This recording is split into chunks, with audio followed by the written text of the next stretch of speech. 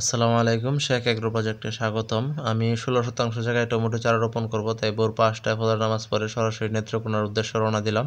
কারণ বগুড়া থেকে নেত্রকোনা বাস স্ট্যান্ডে চারা চলে এসেছে, আর তাই আমরা নেত্রকোনা উদ্দেশ্যে রওনা দিলাম। পথে আমাদের মাদ্রাসা ছাত্ররা ফজর নামাজ পড়ে একটা বিরতি নিচ্ছে, ঘুরতেছে। তো একটু সামনে গিয়ে দেখি আরও অনেকগুলো কোরআনের পাখি, তারা ফজর নামাজের পর হাঁটাহাঁটি করতেছে। তো আমরা খুব সুন্দরভাবে ছুটে চললাম আমাদের গন্তব্য হচ্ছে নেত্রকোনা বাস স্ট্যান্ড। একদম ভোরবেলা সূর্য ওঠে নাই, মোটামুটি ভালোই ঠান্ডা ছিল, কারণ শীতকাল তো চলেই আসছে। তারপরেও আজকে কুয়াশাটা অনেক কম ছিল, ওই যে দেখা যায় সূর্য একটু উঁকি দিচ্ছে। তো নেত্রকোনা ঢোকার পর রাস্তাটা অনেক খারাপ ছিল, আমরা আমাদের বাস স্ট্যান্ডে চলে আসছি। প্রায় 20 মিনিট সময় লাগছে আমাদের বাড়ি থেকে বাস স্ট্যান্ড পর্যন্ত যাইতে। তো এই মিঠাই পরিবহন করে আমাদের চারাগুলো আসছে। আমরা ওনাকে জিজ্ঞেস করলাম চারা আসছে কিনা, উনি বলতেছে চারাগুলো তো আমার মনেই নেই।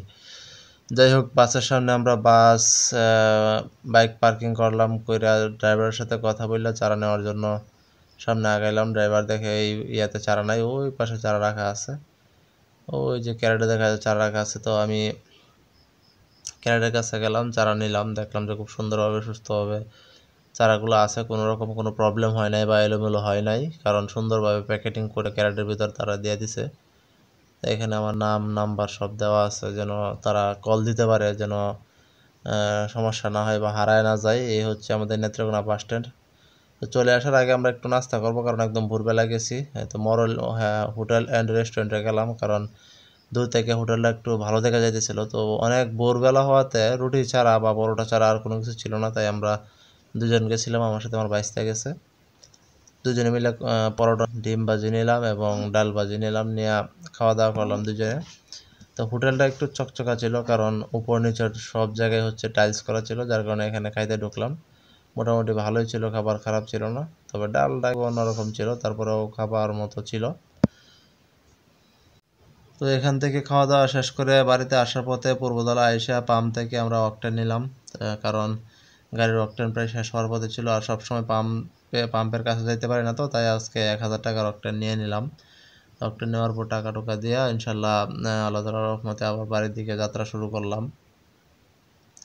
তো বাড়িতে আসার পর সকালে তো ভোরবেলায় ফিশারিতে খাবার দেওয়া লাগে, তো আজকে ভোরবেলায় চলে যাওয়ার কারণে ফিশারিতে শিং মাছের খাবার দিতে পারে নাই, তাই আইসার সাথে সাথে মোটরসাইকেল তুইয়া শিং মাছের আগে খাবার দেওয়ার কাজ শেষ করলাম, চারাগুলো নামায় তুইয়া। কারণ এটা হচ্ছে আমার বড় প্রজেক্ট, অর্থাৎ ব্যয়বহুল প্রজেক্ট, কারণ এখানে লক্ষ লক্ষ টাকা বিনিয়োগ করতে হয়, যেটা সবজিতে করতে হয় না। তারপর শিং মাছের খাবার দিয়ে এসে আমার প্রত্যেকটা চারা সুন্দরভাবে গুছায় রাখছি। নিচে রাখার পর একটা ছত্রাকনাশক স্প্রে করছি, সেটা হচ্ছে মেনসার, কার্বনডাজিম এবং ম্যানকোজেব। আর তারপর দুপুরবেলায় ওই দিন আমি চারা লাগাইতে পারি না, কারণ ওই দিন বৃষ্টি ছিল। এর পরের দিন সকালবেলা গেছি চারা লাগাইতে, চারার অবস্থা তখন মোটামুটি খারাপ, কারণ টমেটো চারা নরম।